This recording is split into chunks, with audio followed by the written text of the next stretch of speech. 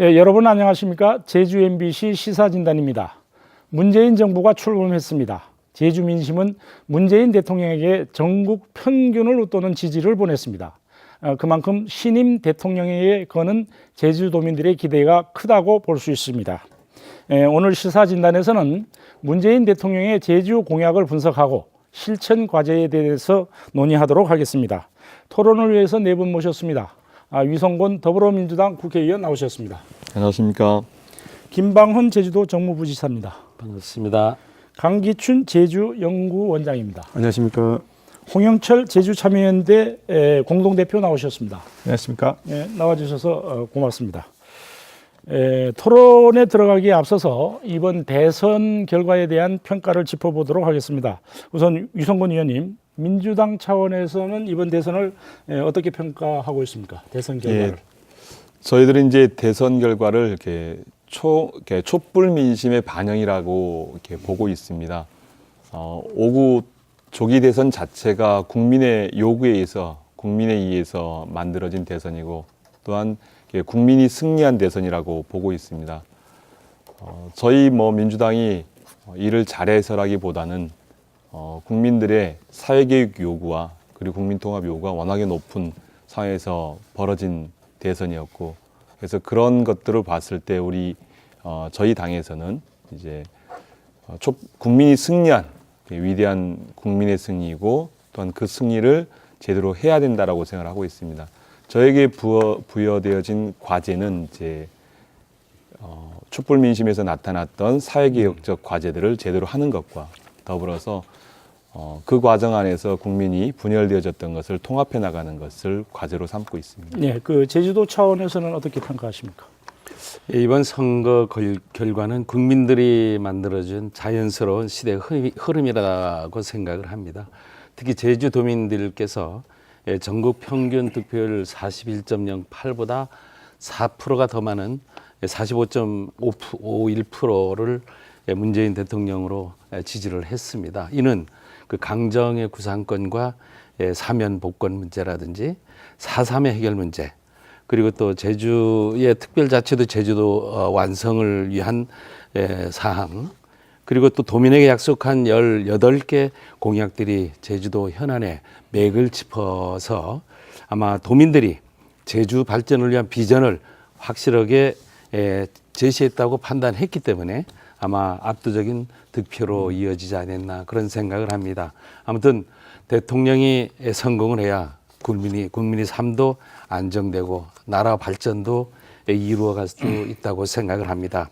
우리 도에서도 제주 발전을 위해서 새 정부의 국정 기조와 정책 목표에 맞춰서 제주 현안들이 해결될 수 있도록 도정 역량을 집중해 나가겠습니다. 강기춘 원장님 어떻게 평가하십니까? 네, 우리 좀 전에 부지사님께서 말씀하셨지만 문재인 대통령의 제주 지역 득표율은 45.5%로서 2위 21%를 2배 이상 높게 나왔고, 전국 득표율 41.1%보다도 4%포인트 이상 높게 나왔습니다.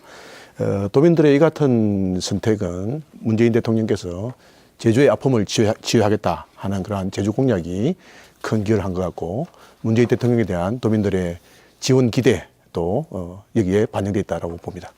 네, 시민단체에서는 어떻게 평가하고 있습니까? 네, 대선이 지난 지가 얼마 안 됐는데요.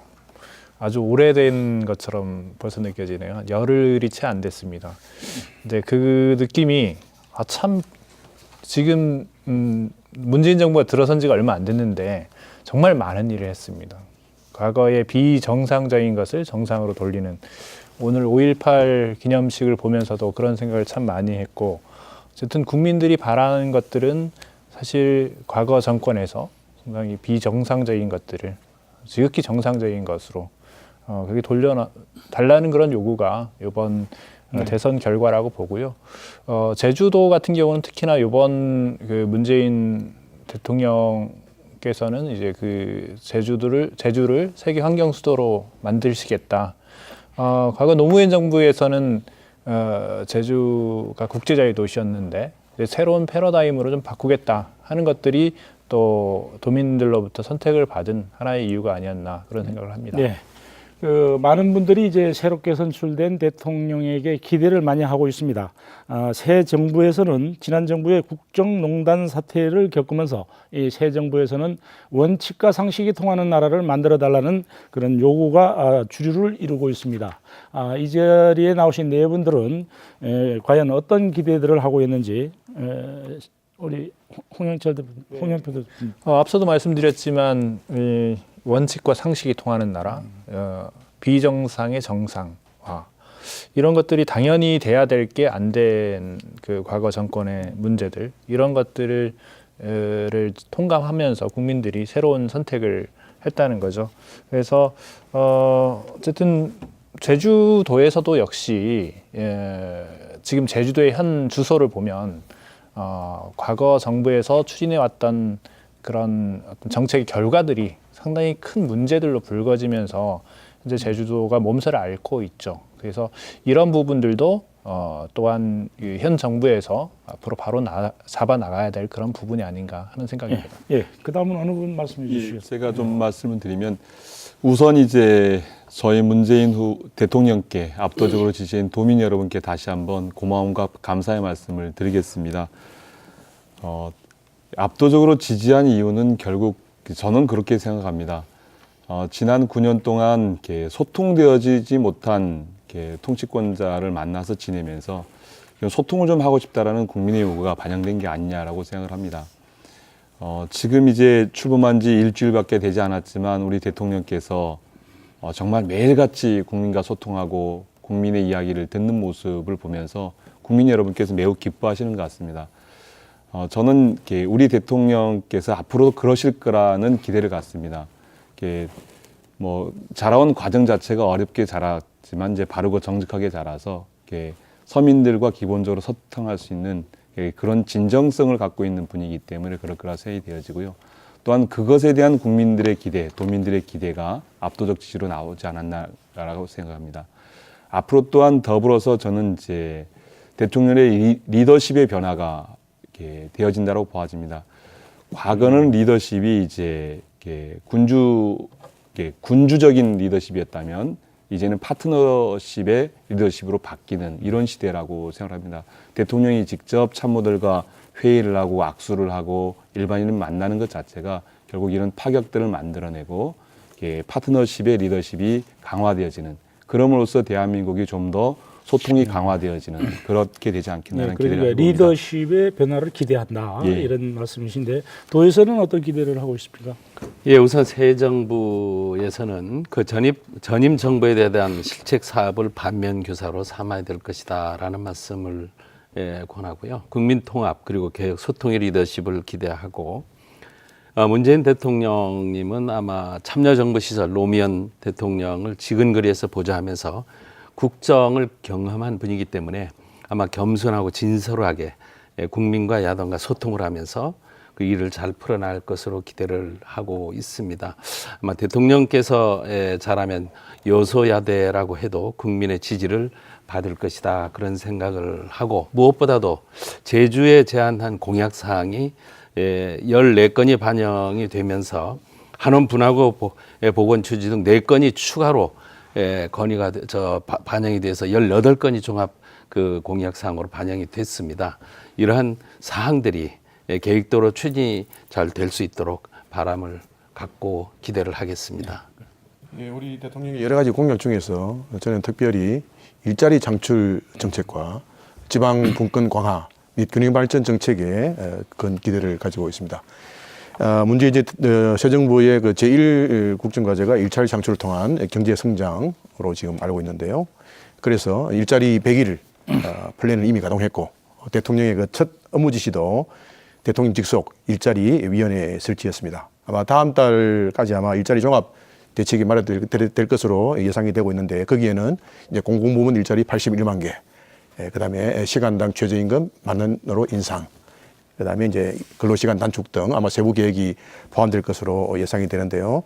이러한 일자리 창출을 위해서 재원 조달 문제, 그다음에 양질의 일자리 창출 또는 뭐 성별, 연령별 맞춤형 일자리 창출 대책 등이 계획대로 잘 추진되기를 바랍니다. 또한 참여정부에서 이제 강조했던 지방 분권 강화 및 균형 발전 정책도 아마 새 정부에서 더욱 강화될 것으로 예상이 되고 이러한 것들은 제주특별자치도 추진에 도움이 되지 않을까 생각됩니다. 예, 그 많은 분들이 이제 권위를 내려놓고 국민과 소통하는 대통령이 되겠다는 문재인 대통령의 그 취임 후 하루하루의 행보에 대해서 연일 그 화제가 일고 있습니다. 내일은 또 어떤 모습을 보여줄지 궁금해하기도 합니다. 최근 신임 대통령의 행보를 어떻게 보는지 어느 분부터 먼저 말씀하시겠습니까? 네.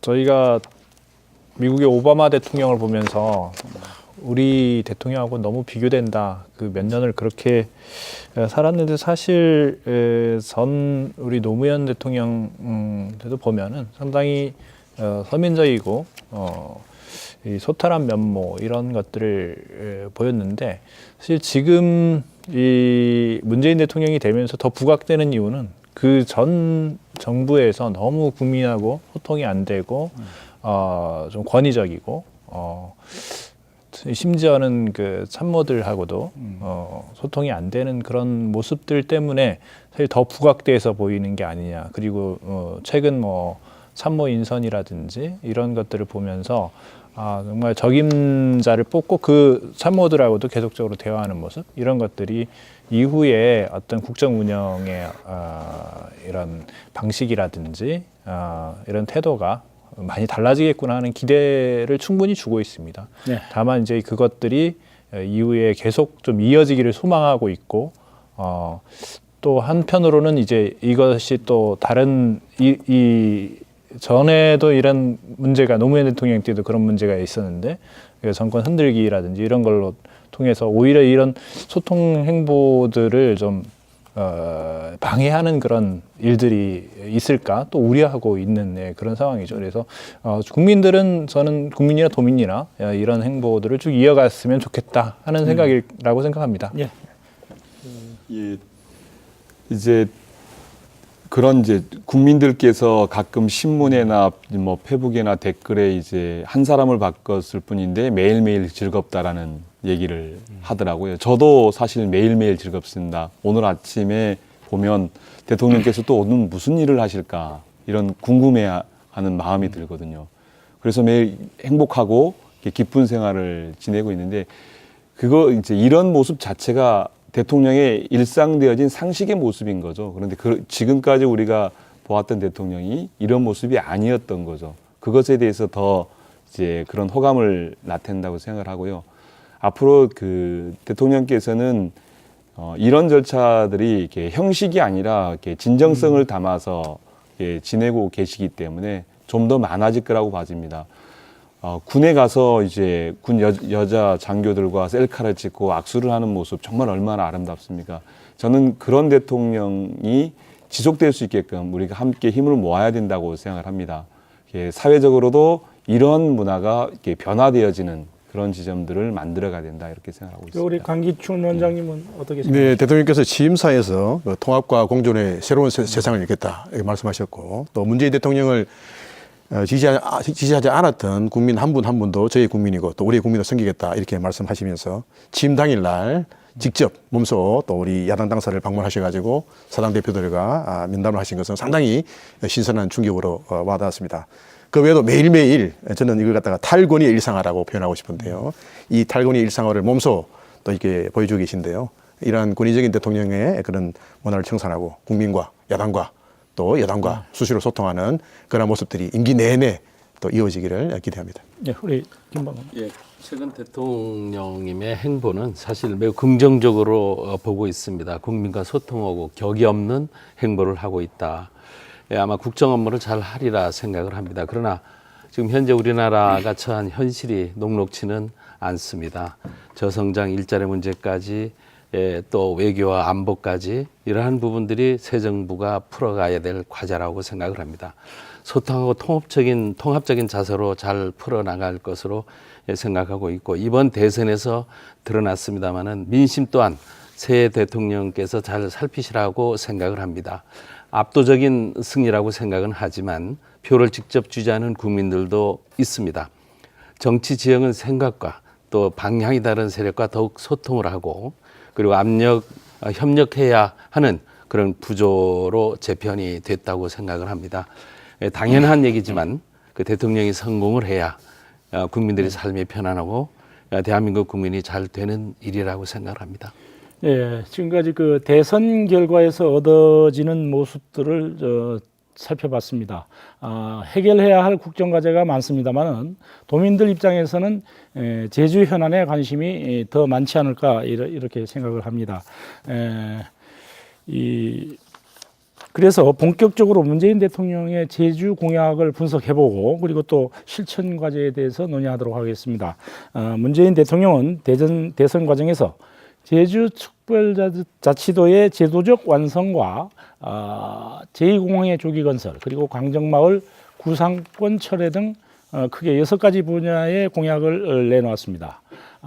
문재인 대통령은 이제 대선 과정 중에 제주로 찾아와서 강정마을에 대한 해군의 구상금 청구 소송은 철회하고 사법 처리 대상자는 사면하겠다고 약속한 바가 있습니다.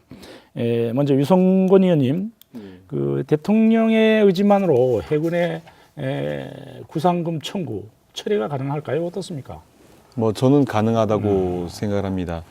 이제 관련해서 이렇게 저희는 이제 제가 국회에 가서 이렇게 165분에 이제 강정 구상권 철회 촉구 결의안을 서명을 받아서 지금 국회에 계류 중에 있고요. 국방위에서 지금 한 차례 논의가 있었습니다만은 아직 그 결론이 나고 있지 않은데 165명의 이제 의원이 찬성을 하고 있고 또한 대통령이 당선되어진 문재인 대통령 또한 마찬가지로 그렇게 공약에서 말씀을 했기 때문에 저는 문제 처리가 가능하다고 봅니다. 물론 이제 절차적으로 지금 이렇게 거쳐야 될 여러 가지 절차들이 좀 남아 있는 것 같습니다. 지금 이제 이 소를 제기하고 있는 법무부의 이제 관련한 이제 설득 논리라든가 이런 것들 절차가 이행되진다라면 조속히 저는 이 문제가 처리될 거라고 생각합니다. 네, 김방원 부지사님, 원희룡 지사는 문재인 대통령과 새 정부의 제주 현안 제1호 건의사항으로 이제 강정마을 구상권 철회와 사면 복권을 요청했거든요. 어떻습니까? 특별한 이유가 있었습니까? 사실 강정마을 구상권 철회와 사면 복권은 타 국책 사업에서는 찾아볼 수 없는 사업이었습니다. 제주도정은 그동안 국회, 정부, 국방부 구상금 청구 소송 철회를 위해서 15번에 걸쳐서 건의해왔고 나름대로 노력을 많이 해왔습니다. 지난 대선 기간 동안에는 구상권 철회와 사면 복권을 위해서 대선 후보자들에게 공약사항으로 처리할 수 있도록 건의를 해왔고 새 정부가 출범하면서 여러 가지 시급한 제주 현안이 과제가 있습니다마는 강정마을에 대한 구상권 철회와 또 사면 복권을 제일 1호 건의사항으로 공식 요청하게 된 것입니다. 네, 구상권이 철회되고 사법 처리 대상자가 사면이 현실화된다면은 과연 어떤 의미를 우리가 찾을 수가 있겠습니까, 우리 홍 대표? 네, 저한테도 구상금이 걸려 있는데요. 그리고 저희 단체도 지금 걸려 있고, 뭐 개인적으로 보면 좀 인생이 좀 필 것 같습니다. 근데 그것보다도 사실 지금 강정이 궁극적으로는 공동체 회복이 강정마을 분들이 바라는 가장 궁극적인 문제 해결입니다. 이 구상금 철회가 가장 첫 단추인 것 같고요. 그보다도 이제 공동체 회복을 위해서는 사실 이 강정마을 분들이 많이 억울합니다. 억울해서 그 과정에서 사실 이 탈법적이고 위법적인 사항들, 해군이 공사를 강행하면서 그런 사항들이 많았는데 그런 것들이 밝혀지고 어떤 강정마을 주민들 또 이제 평화활동가들이 했던 그런 활동에 대해서 어느 정도 역사적인 정당성을 좀 부여받기를 원하고 있습니다. 그게 명예회복이라고 부를 수 있는데 단순히 이제 구상금 철회뿐만 아니고 그런 부분들이 이루어져야 궁극적인 그런 문제 해결, 강정마을의 공동체 회복으로 나갈 수 있다 그런 생각을 해봅니다. 강기춘 원장님은 어떻게 생각하세요? 예, 제주 해군기지 건설 문제는 지난 10년간 제주도의 가장 큰 이슈였고 지금도 지속되고 있다고 봅니다. 근데 그 가장 큰 원인은 이제 소통 부족이라고 볼 수 있겠는데요. 이제 그러한 차원에서 제주 강정마을의 상생적 차원에서 구상권 철회와 사법 사면 복권은 이루어져야 한다 생각하는데 이것이 바로 소통의 시작이 될 수 있을 것 같고 또 공동체 회복의 시작이 될 수 있다는 점에서 의의가 있지 않을까 생각합니다. 네, 그렇지만은 이 구상권 철회와 사면 복권만으로 무너진 강정마을 공동체가 회복될 수 있을 것이냐 하는 데는 의문이 있을 수가 있었습니다. 강정마을 공동체 회복을 위해서는 어떠한 조치들이 필요한지 어느 분부터 말씀해 주시죠. 네. 우선 이제 지난 10여 년 동안 10년이 넘는 시간 동안 강정이 너무 많이 아팠고 사실은 뭐 현안의 문제이기보다는 저희 지역의 아픔의 문제였다고 저는 생각을 합니다. 제가 도의원으로서 활동을 시작하면서 이제 강정 문제에 맞닥뜨려서 지난 10년을 지내왔는데 구상권이 이렇게 철회돼야 되는 이유는 국민의 저항권의 문제라고 생각합니다. 국민들 스스로 어떤 문제에 대해서 문제 제기를 할 수 있는 나라가 자유로운 나라라고 생각하는데 그러한 이제 국민들의 자유를 이렇게 빼앗는 행위였기 때문에 반드시 저는 처리해야 된다고 보고요. 아울러서 이제 절차적으로 문제가 있었다고 판단되어지기 때문에 사법권의 사면권도 반드시 이루어져야 된다고 봅니다. 물론 그것만 가지고 공동체를 회복할 수 없다고 생각합니다. 결국 강정 주민들은 이렇게 스스로 선택에 의해서 지금의 상황에 내몰린 것이 아니라 정부 정책에 의해서 그리고 또 하나는 정부의 의도되어진 흐름에 의해서 결국 지금의 상황에 내몰리게 됐는데 이런 이제 공동체가 회복할 수 있는 프로그램들을 마련을 해야 된다고 봅니다. 뭐 치유센터라든가 아니면 기타의 다른 방안들을 좀 마련을 해서 그분들을 이제 공동체 안에서 함께 살아갈 수 있게끔 하는 것이 저희들의 의무라고 생각합니다. 우리 홍영철 대표님 공동체 회복을 위해서 위한 어떤 구체적인 대안 같은 거 있으면 좀 말씀해 주시죠. 이제 강정마을은 올해로 10년 2007년도에 입지가 선정되고 10년인데요. 작년에 이제 앞으로 강정마을을 생명평화 문화마을로 가겠다. 그런 계획을 얘기를 했습니다. 상당히 그 속에는 이제 어떤 그런 공동체 회복의 의지가 담겨 있는 것이고요. 그런데 이제 공동체 회복이라는 것은 단순히 지금 현재 상황에서는 강정마을 주민들만의 힘으로 불가능한 그런 상황이기 때문에 이것은 뭐 국가적으로 그리고 전도적으로 지원과 관심이 필요한 사안입니다. 특히나 여러 가지 지금 씌워진 뭐 구상권이나 아니면 벌금들 뭐 이런 것들은 좀 사실 좀 현실적인 문제이기도 한데 그것보다도 이 지금 현재 주민들한테 더 씌워진 여러 가지 굴레들이 있습니다. 뭐 종북이니 빨갱이니 하면서 이런 부분들에 대해서 명예 회복들이 이루어져야 된다. 민주당에서는 과거에 이미 이제 야당 시절에 이 강정에서 벌어진 여러 가지 이제 공권력의 문제들 그 과정에서 이 문제들을 조사한 보고서가 있습니다. 이거를 바탕으로 해서 강정 주민들이 명예 회복 이런 것들이 먼저 이루어져야 어쨌든 공동체 회복도 그걸 바탕으로 해서 나갈 수 있다 하는 생각입니다. 네, 제주도에서는 이런 공동체 회복을 위해서 어떤 대안들을 마련하고 있습니까? 어떻습니까? 예, 사실 지난해 3월 해군이 구상권 청구 소송 이후에 강정마을과 우리 도정이 사실상 소통의 시계가 멈춰 있었다고 해도 과언이 아닐 정도로 분위기가 돼 있었는데 지속적인 대화를 통해서 공동체 회복 사업에 대한 수락 의사를 마을에서가 표현을 했고 금년 1월 26개 사업에 약 2,942억 원 정도의 사업 추진 계획을 우리 도로 제출을 했습니다.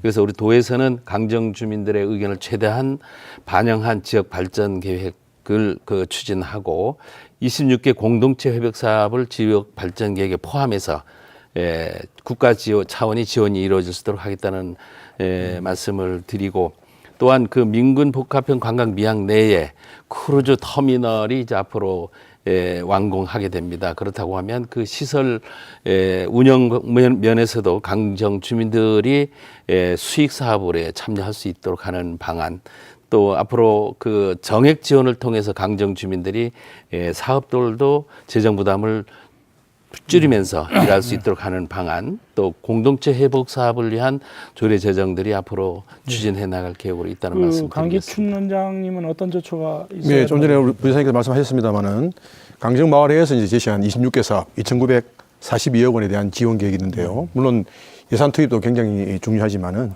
실질적인 공동체 회복에 중점을 두고 지역 주민과 소통하면서 지속 가능한 사업들이 되었으면 하는 생각입니다. 이러한 그 공동체 회복 사업이 지속 가능하게 하기 위해서는 현재 도와 도의회가 논의 중인 강정 지역 주민 공동체 회복 지원 조례 이 제정에 대한 적극적인 검토가 필요하지 않나 생각합니다. 예, 그 공동체를 회복한다는 것은 가장 중요한 것이 우리가 신뢰를 회복하는 것이라고 볼 수 있습니다. 마을 간, 마을 사람들끼리의 신뢰, 그리고 마을 사람과 이웃과의 신뢰, 그리고 행정과 주민과의 신뢰, 이런 것들이 먼저 이루어져야 공동체는 다시 살아날 수가 있다고 이렇게 보아집니다.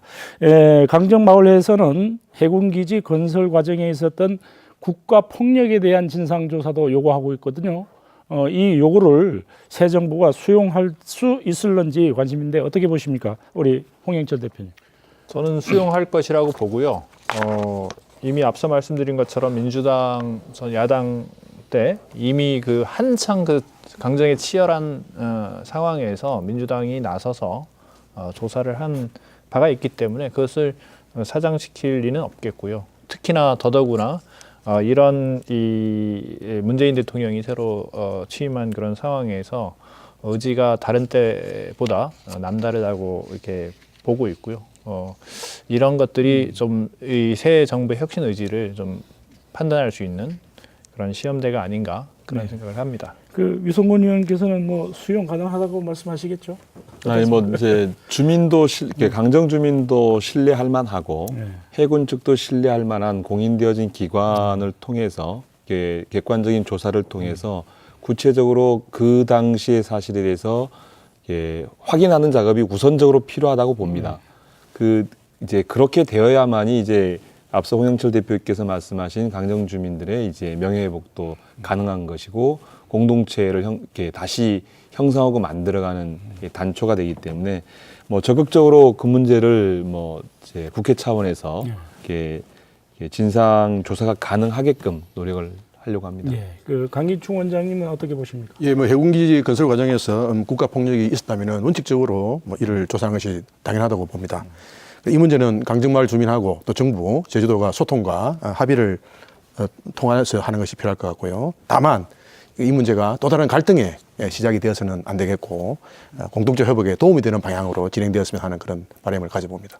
도에서는 어떤 입장입니까? 사실상 지난 2014년 지방선거 때 원희룡 지사께서 그 갈등에 대한 문제를 해법으로 제시했었습니다. 그런데 그 추진 과정에서 해군 관사 건립 과정에서 거기에 돼 있는 시설물을 강제 집행하는 그 업무가 추진되면서 그때 당시에 공약 거부 분위기까지 갔습니다. 공약사항 이행을 거부하는 그런 상태까지 갔는데 또 그 시기에 2014년 15년 시기에는 한창 진행 중이기 때문에 이 진상조사에 대한 거는 충분히 정부와 대화할 수 있는 시기였음에도 불구하고 그 마을과의 대화가 단절되는 과정에서 이러한 부분들이 사실상 지금까지는 어렵게 됐지만 앞으로 그 우리 공약사항에도 나왔습니다만은 구상권 철회라든지 사면복권 사항들이 1차적으로 추진하면서 그 과정을 보면서 그러한 부분들도 이제 점차적으로 검토를 해야 될 게 아니냐는 생각을 갖습니다. 예. 도가 좀 더 적극적으로 좀 나서야 된다고 봅니다. 지금까지 도가 제가 볼 때 밖에서 볼 때는 적극적이지 않았다라고 생각이 되어지고요. 어떻든 간에 이 문제가 도가 나서서 이렇게 일해가지 않으면 중앙정부가 관심 갖기가 어렵기 때문에 도가 좀 더 나가서 좀 관심을 가졌으면 합니다. 네, 그 해군기지 지금까지 해군기지 구상권 문제를 되짚어봤습니다. 다음에는 제2, 이 말도 많고 탈도 많은 제2공항 문제로 넘어가 보도록 하겠습니다. 제주 제2공항은 지역 최대 해난 중에 하나입니다. 문재인 대통령은 제주 제2공항 개항에 대해서는 원칙적으로 찬성하는 입장이지만은 전제 조건을 달았습니다. 유승건 의원님, 예. 제2공항에 대한 문재인 정부의 입장은 조건부 찬성으로 봐야 되나요? 어떻습니까?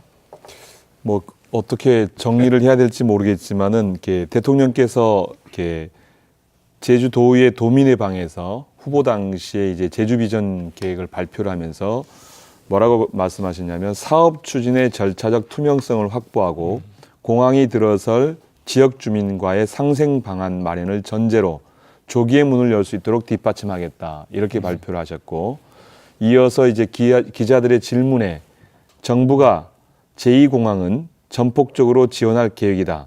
다만 그 전제가 있다면 제주도와 제주도민들 그리고 제2공항이 들어설 지역 주민 사이에 원만한 합의가 이루어지는 것 그것이 전제라고 생각한다라고 말씀하셨습니다. 그래서 지금 주체인 제주도 그리고 지역 주민, 제주도민 전체 그리고 그 해당 지역 주민 간의 원만한 합의가 우선적으로 필요하다라는 전제를 갖고 이 사업을 추진하겠다 이렇게 말씀을 하고 계십니다.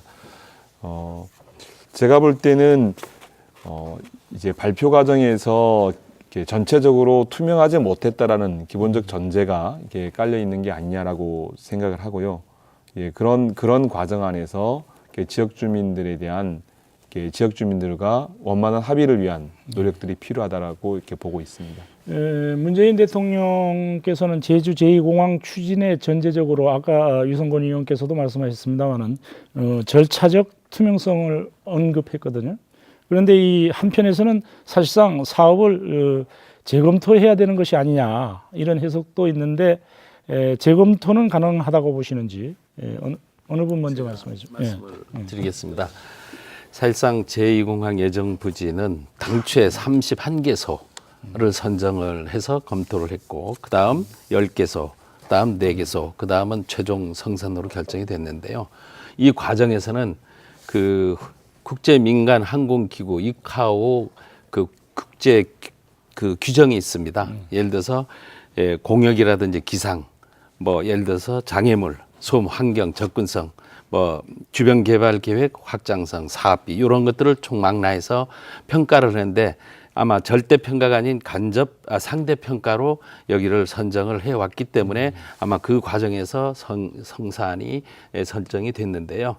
아마 제주의 주요 가치인 그 환경의 보존, 여러 가지 운영 여건을 종합적으로 분석한 결과가 아닌가 저희는 그렇게 판단을 하고 있습니다. 앞으로 이 주민들과의 대한 소통이라든지 의문사항들을 해소하고 제2공항 개발 사업이 추진 과정에서 지역의 전문가, 주민 등을 참여시켜 투명하게 공개를 하고 주민 설명회 개최 등 의견 수렴과 반영을 통해서 철저히 투명성을 확보해 나가야 된다고 생각합니다. 그래서 결과적으로는 이제 지금까지 진행되어 온 과정을 그대로 지속적으로 이제 추진해 나가야 된다는 입장인 것 같은데 우리가 그 재검토해야 되는 것이 아니냐 했을 때 이 재검토가 시사하는 것이 무엇인지고 또 그것이 가능한지 우리 홍영철 대표가 네. 사실 뭐 한 번에 용역하고 한 번에 그 예비 타당성 검토가 사실 절차적으로 상당히 투명하지 못했다 하는 건데요. 그러면 재검토를 해야 된다. 네, 그렇죠. 그리고 그 절차적인 투명성도 있지만 그 용역이 상당히 부실했다. 그리고 그 먼저 이루어진 용역하고 예타가 전혀 뭐랄까 서로 부합되는 점들이 서로 또 상충되는 지점들이 많다. 예타 그 앞에 용역에서는 보다는 10분의 1로 그 예비 타당성 BC가 줄어든 그런 점들하고 그 예타 결과도 뭐 예타가 1.23을 넘었다, 그 2를 넘었다 한 후에 보고서가 최근에야 나왔습니다. 그 예비 타당성이죠. 그 BC라고 하면 Benefit and Cost. 그렇죠. 그 타당성, 경제적 타당성이죠. 경제적 타당성이죠. 그리고 뭐 최근에 그 오름 절취 문제, 10개 문제, 뭐 그 국토교통부에서는 사실 처음에 그 전문가 의견으로 그렇게 했다가 절취 안 해도 된다. 뭐 이런 걸 말을 확 바꾸고 있고요. 뭐 동굴 조사도 상당히 미흡했고 그 수산굴 관련해서 그리고 뭐 아까 이카오 얘기도 했습니다만은 기상 자료까지 지금 오타라고 얘기는 하는데 정석 비행장 기상 자료의 문제들도 있는 거고요. 그래서 절차적인 문제라고 하면 아까 용역하고 예비 타당성 검토 이 두 가지인데 이것들이 지적하는 바가 너무 명확하기 때문에 사실 그런 부분에 대해서 용역이 제대로 이루어졌는지 한번 봐야 됩니다. 봐야 되고 그게 문제가 있다고 하면 당연히 다시 해야 되는 게 이 잘못을 좀 바로잡고 나가는 길이 아닌가. 예, 우리 강기춘 원장님. 지금 아까 말씀하신 부분에서 당초 용역 과정에서 문제 제기한 부분에서는 지금 현재 사법기관에서의 분석을 하고 있기 때문에 그거를 결과가 나올 때까지 그러한 그 의견을 서로 다 얘기할 수 있는 기회는 충분히 있다고 봅니다. 우리 강기춘. 네, 뭐 다 아시겠지만은 제2공항 건설은 이제 정부 차원에서 이제 사전 타당성 조사를 했고, 그다음에 이제 예비 타당성 조사를 했고, 앞으로 남은 게 이제 기본 계획, 환경 영향 평가 이렇게 되어 있습니다만은 이 두 가지 용역을 통해서 우리가 이제 천연동굴 훼손이나 오름절취 등 그런 환경 훼손의 문제가 이제 제기가 됐죠. 이러한 그 환경 훼손의 문제는 이제 우리가 환경 영향 평가 또 전에 할 수 있는 게 전략 환경 영향 평가라고 있습니다. 그래서 전략 환경 영향 평가와 기본 계획을 통해서 이런 문제가 검토가 되고 또 절차적 투명성을 반드시 확보를 하는 게 필요할 것 같습니다. 다만 이제 국회에서 지금 주민 갈등 해소를 선제적으로 해결한 이후에 기본 계획을 수립하라라고 요구를 하고 있기 때문에 지금은 우리가 주민과 소통을 통해서 이러한 상생 방안을 마련하는데 좀 더 노력을 해야 되지 않느냐 이런 생각을 그래서 하고 있습니다. 그 지금 제주공항은 포화의 상태이고 제주를 찾겠다는 사람들은 엄청나게 더 늘어나고 있고 재검토하고 다시 하고 하는 데는 대단한 경제적, 시간적 많은 그 비용이 들어간단 말이죠. 우리 위성근 의원님 어떻게 생각하십니까? 뭐 재검토라고 얘기하기는 어렵지만 그 얘기 그대로 이제 국회 부대 의견처럼 이렇게 도민들과 원만히 합의하고 협의를 하는 과정 안에서의 추진이 바람직하다고 보고요. 또한 대통령께서 그렇게 말씀하셨기 때문에 그 관련해서 부처가 좀 이렇게 점검하는 시간이 좀 필요할 것 같습니다. 국토부가 이 문제에 대해서 지금 제주에 있는 지역에 있는 시민사회단체나 지역 주민들이 제기하고 있는 문제에 대해서 다시 한번 검토를 해서 대통령께 보고를 하고 뭐 이제 그런 과정을 통해서 재가되어지고 뭐 결정되지 대한 사항이 아닌가라고 생각합니다. 여기에서 아까 우리 제주연구원 원장님께서도 어쨌든 그 과정에서 좀 세부적인 문제는 환경영향평가에서 풀어가면 될 거 아니냐 그렇게 얘기를 하는데 이 강정도 똑같은 과정입니다. 여러 입지 중에 하나를 선정했는데 그 입지 선정 과정이 상당히 불투명했다 이거거든요. 그러면 만약에 그 잘못된 입지 선정이었다면 그 주민들은 계속해서 그 사업에 대해서 반대를 할 거예요. 강정처럼 다시 한번 이게 재판되는 건데 단순히 이제 환경영향평가에서 저감해서 끝날 문제는 아닙니다. 이 절차가 부당했기 때문에 이 비정상적으로 왔기 때문에 그런 점들은 현 도정에서 분명히 감안을 하셔야 될 겁니다. 네, 또 하나의 문제가 또 불거진 게 있습니다. 공군이 제2공항을 남부 탐색 구조부대 설치 후보지로 이제 검토하고 있다고 공식 입장을 밝혔습니다. 굉장한 논란이 되고 있는데 제주도는 물론이고 그 문재인 대통령도 후보 시절에 제주 제2공항은 순수 민간공항으로 추진된다고 이렇게 밝혔습니다. 하지만은 여전히 그 군부대와의 연계 의혹은 이어지고 있습니다. 어떻게 정리해야 될까요? 우리 도에서. 네, 우리 제주도는 언론 보도 자료 그리고 브리핑 도정 질문 답변을 통해서 제2공항은 순수 민간 공항으로 어떠한 그 공항 시설로 군 공항 시설로 이용되거나 포함되지 않는 것을 원칙적으로 얘기했고 반대하고 있고 그리고 또 국방부와 어떠한 검토나 협의도 배제할 것임을 천명을 했습니다. 국토교통부도 순수한 민간 공항으로 계획하고 있다고 분명히 말씀을 했고, 군 공항 시설은 이제 전혀 검토되거나 논의된 바가 없다고 밝혔기 때문에 군 공항이 배제된다는 검증이 이제 앞으로 기본계획 수립 과정에서 그러한 부분들이 명확히 밝혀질 것으로 저희들은 그렇게 말씀을 드리겠습니다. 네, 그 홍영철 대표님 그 군부대의 의혹 관계 연계 의혹은 어떤 점에서 나왔다고 보시고? 뭐 공군은 여전히 뭐 부정하지 않고 있고요. 예, 국토교통부에서 아니라고 하고 있고 도도 아니라고 하고 있는데 사실 이렇습니다. 이게 제2공항이 어떤 피크에 대비해서 만드는 공항이거든요. 지금처럼 관광객이 계속적으로 같은 상승률로 증가한다는 가정에서 만든 것인데 만약에 그렇지 않은 상황에서 공항이 제대로 이제 사용이 안 된다 했을 때 군공항이 필요하면 군공항으로 이거 비워둘 거냐 안 쓸 거냐 그렇게 해서 이후 정책으로 바뀔 수도 있는 것이죠. 그래서 상당히 그 입지 선정 과정 중에 군공항을 염두에 둔 그런 포석들이 보인다. 그래서 이제 주민들이 하는 것이고요. 이런 명쾌하게 한다면 어떤 법적으로 이것을 뭐 못 박아 둔다거나 뭐 그런 조치가 없으면 여전히 이런 의혹들은 있는 것이고 이후에 그런 걸로 전환될 가능성도 있는 것이죠. 강정이 민군복합항이라고 했다가 거의 지금 해군기지가 된 거 아니겠습니까? 그런 것처럼 어떤 그런 위험성도 충분히 우리가 고려를 해야 될 것입니다. 예, 유성건 의원님. 예, 우선 뭐 이제 공군기지가 들어오는 것에 대해서는 저는 이렇게 전적으로 반대를 하고요. 또한 이제 국방부의 입장에서는 남부 탐색 구조부대를 설치하고 싶어 하고 국토부는 또 그게 아니라고 얘기를 하고 있는 상황입니다.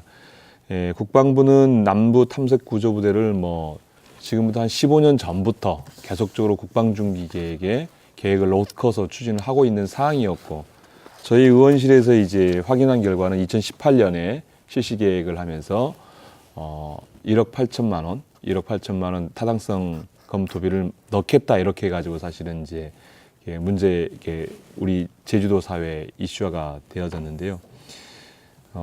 저는 남부 탐색 구조부대가 구체적으로 그러한 기능을 할 수 있는 부분을 뭐 해경이라든가 이쪽에서 하면 되는 게 아닌가라고 생각을 하고 있습니다. 그래서 그런 방향으로 정책을 좀 추진해 보려고 노력을 하고 있습니다. 예, 그러니까 결국은 뭐냐면 이제 국방부는 자꾸 운을 띄는 거죠. 욕심이 나기 때문에 그래서 운을 띄고 국토부에서는 또 공항 추진하는데 걸림돌이 되니까 아니다 이러는 거죠. 어떻습니까, 김? 저는 그 국방부 관계관하고 분명하게 그 계획을 봤는데요. 지금 현재 제주 공항에 헬기하고 수송기가 이착륙합니다. 그건 왜냐? 여기 지역에 있는 군부대의 수송 그 보급을 해줘야 되기 때문에 탐색 구조부대의 정도는 어느 정도냐? 보니까 헬기 석대, 수송기 석대 이게 수시로 보급을 하고 또 응급할 때 가서 구조 활동을 하고 하는 그런 기능인데 공군 기지는 아닌 것 같고요. 탐색 구조부대 말이 그건데. 아까 이성근 의원님께서 말씀했듯이 이거를 소방이나 경찰 쪽에서도 대응할 수 있는 거 아니냐. 이것도 검토를 해볼 수 있다고 생각은 합니다. 하지만 군 부대에서도 분명히 국방부에서 계획은 그 이상은 아니더라라는 말씀을 참고로 드리겠습니다. 그 정도 규모라면 현재 공항에 이용하는 거 그대로 하면 되겠네요. 근데 지금 하고 있다고 하는데 지금 어떻든 간에 확대할 생각이 있는 국방부의 생각은 사실은 이제 저희가 이 문제를 왜 여기까지 접근하게 됐냐면 알뜰 비행장을 이렇게 우리 무상 양이어를 해달라고 저희 의원실에서 지속적으로 요구를 했는데 이제 그 과정 안에서 사실은 이제 그러면 여기에 이제 남부 탐색 구조부대를 만들겠다 이랬더니 저희가 분석해 봤더니 활주로 길이가 1.5km가 필요한데 1km밖에 안 됐어요.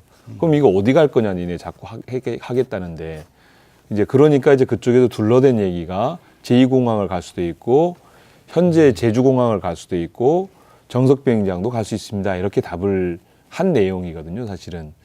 그래서 지금의 이렇게 구조부대, 이렇게 남부 탐색 구조부대의 규모의 문제인지 아니면 이것 자체가 하지 말아야 되는 것인 대한 우리가 좀 더 고민과 연구가 필요한 것 네, 같습니다. 강기춘 원장님은 이 문제. 네, 저도 뭐 비슷한 생각입니다. 다만 이제 그 시사님께서 도에 이제 답변을 하실 때 이 제2공항은 순수 민간공항이고 특별히 새 정부가 들어서면 제주 제2공항이 순수 민간공항이라 하는 그런 이제 확답을 받겠다 이렇게 이제 말씀하셨기 때문에 이 새 정부가 제주 제2공항은 순수 민간공항이다라고 이제 천명할 수 있도록 우리가 좀 힘을 모아야 되지 않을까 생각이 듭니다. 그냥 어차피 이제 국책 사업인데 이제 김해 신공항도 있지 않습니까?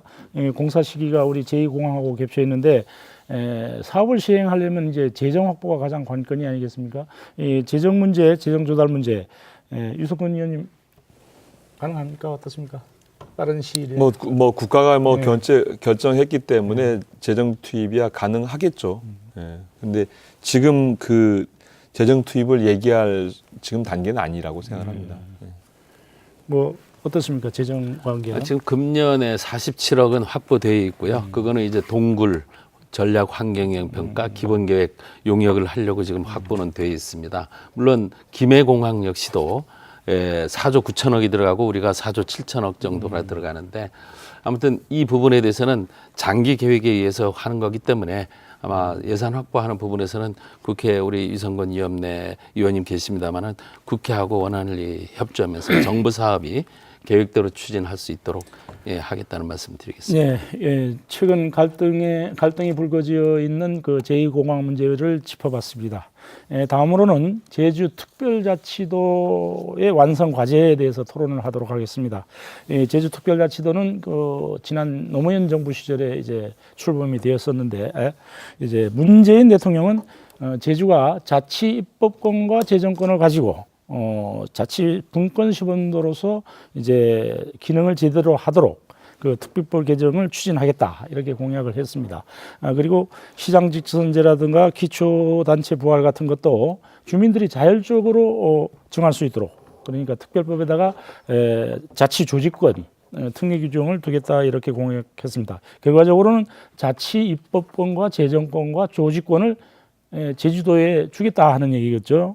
이렇게 했을 때 그것 이외에도 제주특별자치도의 지위를 헌법에서 보장해야 된다 하는 요구가 이제 지속 이어지고 있습니다. 유성권 의원님, 앞으로 이 문제 헌법적 지위 보장 이루어질 수 있습니까? 어떻습니까? 헌법 개정도 가능하도록 노력을 해야 된다고 생각합니다. 제가 어제 이제 그 저희 당의 원내 부대표를 맡았는데 그 부대표에서 맡고 있는 분야가 자치분권 분야인데 이 자치분권 분야에서 이렇게 제가 맡고 있는데 앞으로 이제 저희 당의 흐름은 분권형 국가로 가는 것이다. 그리고 대통령께서도 후보 공약으로 그렇게 말씀을 했습니다. 자치분권형 국가를 하시겠다고 했고 대폭적으로 이렇게 지방자치단체의 권한이 이양되어지는 그리고 재정 부분도 일정 정도 이양되어지는 그러한 시스템으로 바뀔 거라고 생각이 되어지고요. 그렇게 되어진다라면 대통령께서 공약하신 제주특별자치도를 좀 더 나은 시범도로서 만들어서 운영해 보는 것 그리고 또한 기초자치단체를 할 것인지 말 것인지 직선제를 할 것인지 시장을 뭐 임명직을 할 것인지 아니면 기관의 형태를 기관 대립형 의회와 정부를 두는 형태로 할 것인지 내각제 유형을 선택할 것인지까지를 전부 다 포함해서 논의할 수 있게끔 하겠다라는 게 대통령의 공약사항입니다. 그 권한을 모두 제주도에 주겠다 이 공약이기 때문에 이게 실현되어진다라면 정말 제주도 입장에서는 자치분권 분야에서는 획기적인 일이 아닌가라고 생각을 합니다. 강기춘 원장님은 어떻게 생각하십니까? 네, 아까 말씀하신 대로 그러한 것들이 제주도에 실현된다 그러면 사실은 우리가 그 제주특별자치도를 헌법에 규정한 것만큼의 그 효과가 있을 거라고 이제 생각이 됩니다. 다만 이제 조금 걱정되는 것은 타 지방자치단체에서도 이 지방분권에 대한 그런 일반적인 지방분권을 이제 요구할 또 가능성도 있기 때문에 또 이러한 부분도 상당히 우리가 넘어야 할 그런 과제가 있지 않을까 하는 그런 생각도 듭니다. 기본적으로 제주도의 지방자치에 관한 문제를 중앙이 관여하지 않겠다라는 게 기본적인 생각이고요. 지금 우리가 제주특별자치도 개정안을 법안을 지금 국회에 넣어놓지 않습니까? 제주도의 문제인데 사실은 다른 지역에 있는 국회의원들이 논의하고 결정하는 구조를 바꿔내는 게 이번 이제 자치분권형 뭐 개헌 과정 안에서 그러한 것들이 논의될 거라고 생각이 되어집니다. 그러니까 결과적으로는 지방자치라는 것은 앞으로 계속 확대되면 되었지 더 축소되지는 않을 거란 말이에요. 그러니까 오히려 제주도가 그 시범도로서 그러니까 우리 자꾸 얘기하는 테스트베드라고 우리가 부정적으로 얘기합니다만은 그러나 우리가 성공적으로 해내면 다른 지방자치단체도 이루은 거죠. 자치분권이라는 게 어떻습니까? 이제 우리 홍영철 대표. 네. 문재인 대통령께서 자치입법권과 자치재정권 얘기를 했지만 제주도가 그동안 특별자치도로서 6차례 지금 6차 제도 개선 과정입니다만 이런 어떤 핵심적인 권한, 지방자치의 권한들을 가져오려고 했지만 번번이 실패한 것은 다른 지역과의 형평성 문제입니다. 결국. 근데 특별자치를 하겠다고 하면서 여기와 다른 지역의 형평성을 얘기하는 것 자체가 좀 문제였던 것이죠. 그래서 헌법적 지위 확보라고 하는 것은 제주도가 이러한 다른 지역과의 어떤 차별성, 이런 형평성 논리를 좀 벗어나기 위한 헌법적 근거를 마련하는 게 이 논의의 시작인데 사실 뭐 제주도를 그런 분권과 자치의 어떤 시범도로서 어떤 연방제적 성격으로까지 규정하는 그 정도의 어떤 이 내용을 얘기하는 게 아닌가. 그간에 여러 차례 이제 핵심적인 권한들은 이양이 안 되고 뭐 중앙사무만 받아오고 사실 그 재정 지원도 제대로 안 되고 뭐 이런 문제 속에서 나온 것이라고 보고 그렇다면 결국 이런 자치 재정권이나 자치 입법권 이런 것들을 얘기하려면 그 정도 이제 헌법에 근거한 보장이 있어야 되겠다 하는 것이죠. 예. 그 또 하나는 지금 우리가 6단계 제도 개선을 통해서 여러 가지 권한이 제주도에 넘겨졌는데 사실 이러한 권한들이 말이죠. 주민을 위해서 사용돼야 되는데 행정 편의를 위해서 사용되고 있다. 이런 비판도 굉장히 많거든요. 그래서 이런 것들이 해결되면은 우리가 자연스럽게 특별자치도의 이제 완성이 가까워질 텐데 어떻게 생각하십니까? 꼭 헌법적 보장만을 주장 안 해도 되거든요. 예, 아무튼 제주도를 지방분권 시범지역으로 선정을 해서 제주특별자치도를 완성하겠다고 하셨습니다. 그래서 이런 문제를 극복해내기 위해서는 아무 특별자치도의 설치 근거를 지방자치법에서 대한민국 헌법으로 가져갈 필요가 있다. 이 부분에서는 국회의원님들과 의논을 해서 반드시 자치 입법권과 자치 재정권을 갖는 특별자치도가 되도록 그렇게 노력하겠다는 말씀드리겠습니다. 결국은 지방자치라는 게 결국은 이제 권한을 이렇게 위임받은 만큼 또한 이제 책임을 그만큼 져가는 제도로 되어진다고 봐집니다. 지금에 있어서 이제 우리가 보완적인 요소들이 필요한 것들은 주민의 행정 참여를 어떻게 많이 만들어낼 것인가, 그리고 주민에 의한 도의 권력, 뭐 의회와 그리고 이제 도지사의 권한을 어떻게 적절하게 통제할 수 있게끔 만들 것인가도 과제라고 생각합니다. 예, 그 지난 2006년도에 제주 특별자치도가 출범을 했는데 당시에 기초자치단체가 폐지되면서 그렇지만은 지금까지도 10년이 지난 이후 지금까지도 그 제도가 정착이 되지 못하고 있어요. 그래서 자꾸 행정체제 개편 논의가 계속 불거지고 있는데 어제 그 제주 특별자치도 행정체제 개편 연구 용역 중간 보고회가 있었지 않습니까? 어떤 내용들이 나왔습니까? 아무튼 그 행정체제 개편 중간 보고에는 그동안 추진돼 있던 체제 개편 용역 결과를 재점검하고 주민들에게 의견을 수렴하고자 하는 취지에서 시작을 했는데 4월 달 2차 조사를 해봤습니다. 제주도민 41.7%가 행정시장을 직선제 하는 걸 선호하는 제일 많았고요. 선호하는 게 31.1%가 현재 체제 유지하는 게 31.1%였고요. 22.5%는 기초자치단체 부활이었습니다. 그러면서 또 하시는 말씀이 행정시장 직선제 또는 기초자치단체 부활을 하더라도 행정 권역이나 또 자치권 배분에 대해서는 현행 유지를 선호하는 그런 내용들이 주로 있었습니다. 그 문재인 대통령께서는 지방정부의 주민 참여가 확대되고 또 자기 결정권이 있어야 된다고 이렇게 밝힌 바가 있습니다. 새 정부에서는 제주특별자치도에 새 정부에서 이제 기초자치단체 부활이 가능할런지 홍영철 대표님 어떻게 예상하십니까? 예, 제주도에서는 뭐 제주도 특별자치도의 헌법적 지위 확보 아까 앞서 그런 노력들을 하고 계신데 사실 이렇게 자치재정권이라든지 자치입법권 이런 것들은 사실 지방분권적 차원에서 전국적으로 확대가 돼야 될 문제라고 보고요. 아까 위성군 의원님께서 말씀하신 그에 따른 또 책임도 지방정부에 있는 것이고 그런 부분들은 좀 그 우리나라 전국적으로 어떤 자치에 대한 좀 이번 정부에서 좀 새로운 전기점이 돼야 되겠다 하는 노무현 정부에서도 이제 그랬던 것처럼 좀 이어가야 되겠고요. 지금 기초자치단체 부활에 대한 부분에서 아까 우리 부지사님께서 여론조사 얘기도 하셨는데 행정체제 개편을 얘기할 때 과거에 좀 바뀌었을 때 여러 이제 그에 따르는 어떤 이 현재로 바뀌면 어떤 그에 따른 부작용 이런 것들이 도민들한테 충분히 공감되지 못했고 그 10년간 이렇게 겪으면서 도민들이 좀 현재 이에 따른 문제들을 좀 많이 체감하고 학습을 했다고 봅니다. 그래서 그 문제들에 대해서 사실 좀 그거를 좀 약간 너무 임의적으로 나눈 듯한 그런 느낌이 드는데요.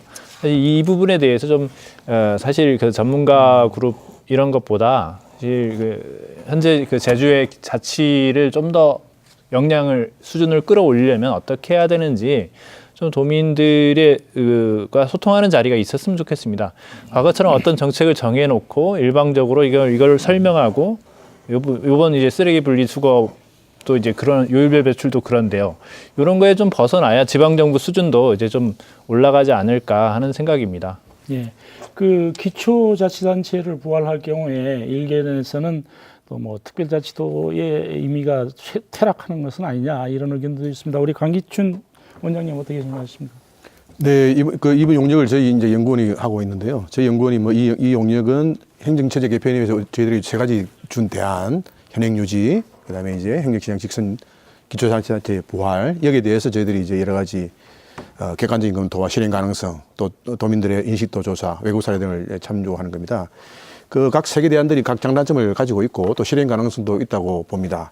그중에 아까 말씀하신 기초자치단체의 부활도 가능하다고 보는데요. 지금 현재 최종 연구는 안 했습니다만 현재 중간까지 연구한 결과에 따르면 사만으로 갔을 경우에 아까 말씀하신 제주특별자치도의 그런 이상 약화가 좀 우려된다는 그런 연구가 있는 것으로 제가 보고를 받았습니다. 예. 제가 좀 말씀을 드리면 저는 이게 특별자치도와 기초자치단체를 폐지한 것과는 이거는 이것이기 때문에 이것이라고 저는 생각하지 않습니다. 특별한 제주도에 자치의 권한을 줘보는 거거든요. 줘보는 방식을 선택한 거고 그 방식이 유효하냐 안 하냐를 판단해야 되는 거죠. 기초자치단을 해봤더니 별로 안 좋다라고 판단되어진다면 다른 제도를 선택해야 되는 다른 폐지해봤더니 안 좋았다라면 다른 제도를 선택해야 되는 거죠. 근데 그 선택을 특별자치도의 뭐 권한이 약화되느냐라는 문제로 저는 치환시키는 건 잘못됐다고 봅니다. 결과적으로 행정체제 개편이라든가 기초자치단체 부활 같은 것은 자치 조직의 문제 아니겠습니까? 네. 아까 유성건 의원께서도 말씀했지만은 우리가 이제 기관의 성격을 통합형으로 하느냐 대립형으로 하는 거냐 하는 것까지도 우리가 검토를 할 수 있는 거거든요. 예, 이 정도로 우리 지방 특별자치도 토론은 마치고 다음 문제로 넘어가겠습니다. 4.3 공약 실행 방안입니다. 이 4.3 문제는 이제 이때까지 굉장히 많은 토론들이 이어왔습니다. 그래서 딱 하나로 묶어서 우리가 검토를 하고 가고자 합니다. 문재인 정부에서는 4.3의 완전한 해결을 위해서 과연 구체적으로 어떤 노력들을 해야 되는지 필요하다고 보는지 이성건 의원님부터 먼저 말씀해 주세요. 우선 이렇게 대통령께서 이렇게 선거 당시의 공약으로 4.3과 관련되어서 유족에 대한 그리고 피해자 생존자에 대한 배상과 보상의 문제를 거론을 하셨고요. 그래서 이에 대한 적극적인 해결이 필요하다고 봐지고 이 문제를 포함해서 지금까지 제대로 되고 있지 않은 유족 신고의 문제를 상설화시켜서 해결하는 문제 그리고 이런 것들을 포함해서 이제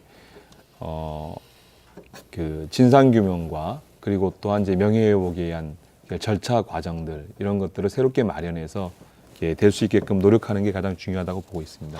4.3 해결에 지금까지 뭐 지난 정부에서는 좀 소극적인 면이 없지 않았습니다만은 김방군 부지사님 어떤 노력들이 있어야 되겠습니까? 예, 그 대통령께서 공약을 한 내용을 이행하면 아마 4.3이 완전한 해결에 기여한다 이렇게 생각을 합니다. 사실 그 완전한 해결이가 제일 중요한 게 배상과 보상입니다. 유족과 그 희생자에 대해서 이런 부분이라든지 상설화 신고 센터를 만든다는 건 하고 또 예를 들어서 희생 그 수용인에 대한 사면이나 그리고 또 재심을 통해서 명예 회복해 주는 거라든지 이러한 것들이 아마 실행됐을 때 4.3 유족 또 희생자에 대한 최대한의 배려하는 것이 되지 않느냐. 그리고 특히 내년 70년입니다. 대통령께서 꼭 4.3 행사 시에 참석하고 앞으로도 계속적으로 참석하는 게 위로도 되고 그것이 결과가 아닌가 생각을 합니다. 네, 강기춘 원장님. 예, 우리 지사님께서 우리 제주 4.3의 해결의 3대 원칙을 우리가 말씀을 하셨죠. 첫 번째 공동체적 관용정신, 두 번째 국민 통합과 세계 평화의 가치 구현, 세 번째 미래 세대의 교훈 전서. 이러한 3대 원칙이 올곧게 진행될 수 있도록 중앙정부에서 좀 협조해 주시면 감사하겠습니다. 예, 홍영철 대표.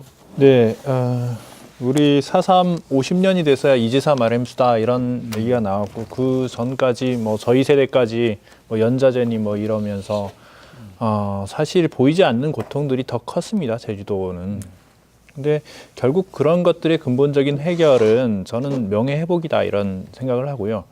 4.3 단체들이나 유가족들도 4.3의 정명 문제를 얘기하고 있습니다. 이 정명이라고 하는 4.3의 성격, 그냥 억울한 희생이었느냐, 아니면 우리 이제 이 분단되는 국가의 어떤 그 앞날을 걱정하고 그에 저항하기 위해서 일어난 도민들의 좀 의거였느냐 이런 것들에 대해서 명확한 그 역사적인 좀 규명도 사실 그동안 아픔이 너무 컸기 때문에 좀 화해와 상생들을 했지만 이제 그 근본 근저에 있는 그런 부분들도 4.3의 교육이라든지 이런 것들 위해서도 좀 바로 세워져야 된다. 이 부분을 좀 그러니까 결국은 이제 정확한 올바른 명칭을 또 만들어 보자 하는 것도 포함되겠네요. 내년 70주년에 네. 대통령께서는 반드시 참석을 하시겠다 이렇게 예, 다음 하셨습니다. 문제로 넘어가겠습니다.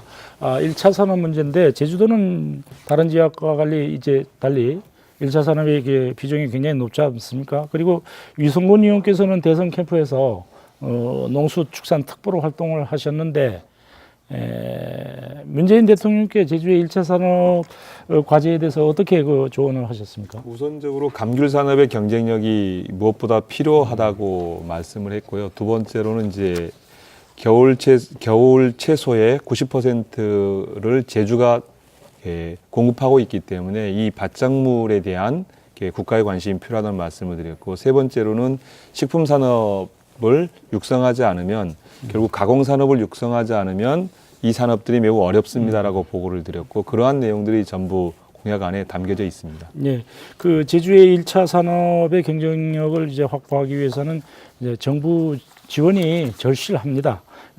정부의 지원을 어떻게 끌어와야 될 것인지 우리 김방훈 부지사님. 예, 아무튼 문재인 대통령님이 제주도 공약은 감귤원 원지 정비, 그리고 농수산물 해상 운송 비전, 그리고 농산물 가공산업 육성입니다. 그래서 저희들도 지금 현재 2015년 특별법의 5단계 제도 개선 시제 특별법의 근거 규정을 마련을 했습니다. 타 지역과의 형평성 논란 때문에 지금 지원이 안 되고 있는데 이번 대통령께서 지원 공약이 돼 있는 상황이기 때문에 아마 내년도부터는 국비 반영이 될 수 있도록 저희들 노력을 하고 있다는 말씀을 드리고, 아무튼 어촌에 대한 그 수산물이나 또 그 농산물, 그리고 또 감귤원 원지 정비, 이런 사항들이 공약 사항에 들어간 부분이기 때문에 도정에서 적극적으로 절충을 해가지고 지원될 수 있도록 그렇게 하겠다는 말씀을 드리겠습니다. 그 강기충 원장님, 정부 지원을 끌어들이는 방법 어떤 것이 있겠습니까? 네, 아까 말씀하신 감귤원 정비 사업 반드시 필요한 것 같고요. 두 번째 중요한 게 지금 우리가 이제 종자 전쟁 시대 아닙니까? 그래서 사실은 정부에서도 이 신품종을 이제 개발하기 위한 종자 종합 처리 센터를 곽건립부에 설치를 하고 있습니다. 근데 우리 제주도는 난지인데요. 난지권 종자종합처리센터는 아직 계획이 없습니다. 그래서 이 센터를 제주도에 난지권, 예. 유치하는 게 굉장히 필요하지 않을까 생각합니다. 그 홍영철 대표께서는 어떻게 생각하십니까? 네. 정부 지원. 앞서 뭐 일반적으로 어떤 그 월동 채소의 유통이라든지 이런 부분들은 뭐 그동안 감귤 문제 이런 것도 얘기되어 왔던 거고요. 저는 뭐 새 정부에서 좀 제주의 그 산업 구조와 관련해서 고용의 문제와도 관련이 있기 때문에 2차 산업 육성에 대해서 심각한 고민을 해야 된다고 봅니다. 제주도는 2차 산업이 지금 4%밖에 안 되고 건설업이 8%입니다. 여기에서 고용을 창출하고 부가가치를 1차 산업의 부가가치를 높이기 위해서는 2차 산업의 아주 다양한 방법에서 식품 가공 정도가 아니고 그런 고민들이 있어야 되겠다. 네, 그렇게 생각합니다. 좀 추가해서 말씀드리면 이렇게 결국 식품 가공 산업 단지를 이제 저희가 공약에 이렇게 꼭 넣은 이유는 사실 그렇습니다. 2차 산업을 1차 산업의 부가가치를 늘리는 것도 있지만 두 번째로는 이렇게 고용이라든가 이 문제를 해결하기 위해서 사실은 이걸 넣었다는 말씀을 좀 드리겠습니다. 예. 예, 그 토론을 진행하다 보니까 이제 마무리할 시간이 이제 다 됐습니다. 문재인 정부에 바라는 점 이제 간단하게 마무리 발언으로 이제 한 분씩 해주십시오. 홍영철 대표님부터 먼저. 네, 이렇게 새롭게 출범하는 문재인 정부에 대해서 이제 얼마 안 됐기도 했거니와 이제 많은 기대와 희망을 표출하는 것보다는 사실 국민들이 좀 현재 정부에서 좀 이렇게 여러 이제 난관들이 있을 걸로 보고 좀 천천히 보면서 하여튼 좀 기다려주는 그런 지혜도 좀 필요하다고 생각합니다. 네, 우리 강기춘 원장님 1분 정도. 네, 문재인 대통령께서 우리 제주의 아픔을 치유하겠다고 이렇게 말씀하셨기 때문에 지난 한 9년 동안 홀대를 받아온 제주에 대한 더 깊은 애정과 관심, 지원 부탁을 드리면서 문재인 정부의 성공을 또 바랍니다. 네, 김방문 부지사님. 예, 출범해서 첫 업무로 아마 일자리위원회 설치 지시, 또 국정교과서 폐지, 또 미세먼지 응급 긴급 대책 등을 했습니다마는 아무튼 잘 긍정적으로 잘 하리라 생각을 합니다. 예, 도민의 한 사람으로서 제주를 찾아와서 공약한 내용들, 이러한 내용들이 제주 도민이 높은 지지를 받았기 때문에도 그렇습니다마는 정말 적극적으로 18개 공약 사항들이 이행될 수 있도록 적극적으로 추진해 주셨으면 고맙겠다는 말씀을 드리겠습니다. 네, 위성군 의원님.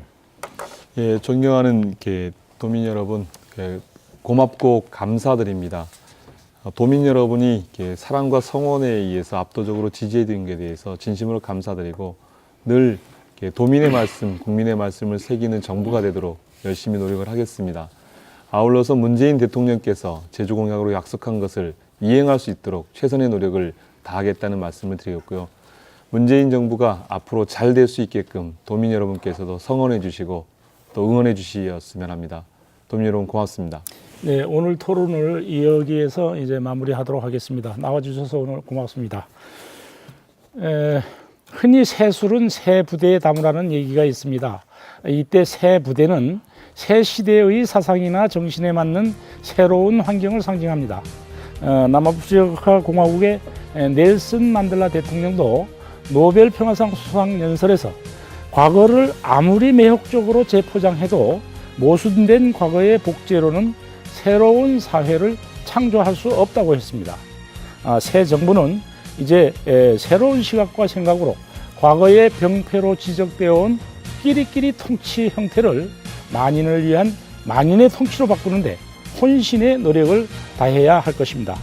밤늦은 시간까지 시청해 주신 여러분께 고마운 말씀 드립니다. 감사합니다.